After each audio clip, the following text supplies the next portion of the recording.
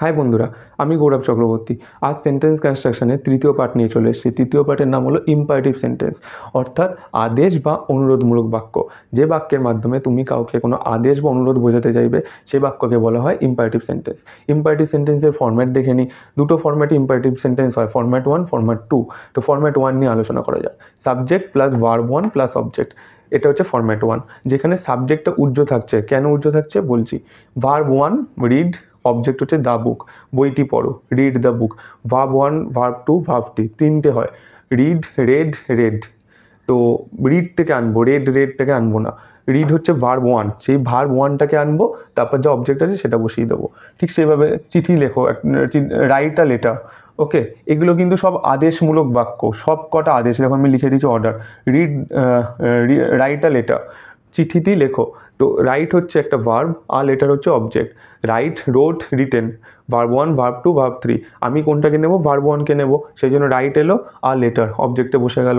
তারপর হচ্ছে শাট the door, দরজাটা বন্ধ করো। শাটটাকে নিলাম, দ্য ডোর হচ্ছে অবজেক্টে, শাট হচ্ছে verb 1। Wash your face, wash verb 1, your face হচ্ছে অবজেক্ট, মুখ ধো। তো ইয়োর ফেস অবজেক্ট, ইয়োর ফেসকে অবজেক্টে পাঠিয়ে দিলাম। এইভাবে তুমি ইম্পারেটিভ সেন্টেন্সের ফরম্যাট 1-এর যে কোনো ধরনের সেন্টেন্স গঠন করতে পারো। সাবজেক্ট উজ্জ্ব আছে, কারণ সাবজেক্ট বোঝায় ইম্পারেটিভ সেন্টেন্সে অনলি ইউকে। যদি আমি বাংলায় বলি, সেটাকে বোঝায় তুমি তোমরা, আপনি আপনারা, তুই তোরা। এই কটাকেই ইম্পারেটিভ সেন্টেন্সে আনা যায় সাবজেক্ট হিসাবে, কিন্তু সবকটার ইংলিশ অর্থই হচ্ছে ইউ।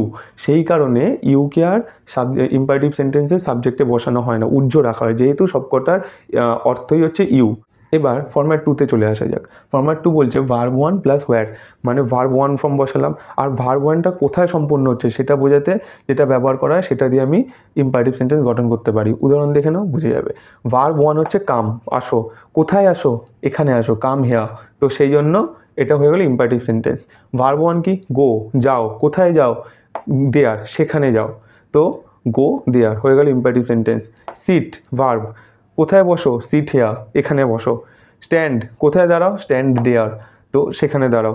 এই জন্য ভার্ব 1কে হোয়ার দিয়ে প্রশ্ন করলে যে অ্যান্সার পাবে, সেইটা যোগ করেও তুমি ইম্পারেটিভ সেন্টেন্স গঠন করতে পারো।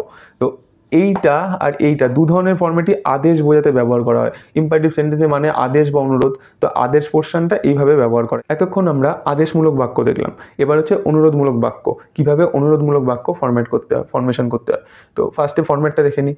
প্লিজ অর কাইন্ডলি দেবে, প্লাস দেবে ভার্ব 1, প্লাস দেবে অবজেক্ট বা object or where, whatever. Okay, তো প্লিজ বা কাইন্ডলিকে আগে বসিয়ে দিতে হয়, দেখো বসিয়ে দিলাম।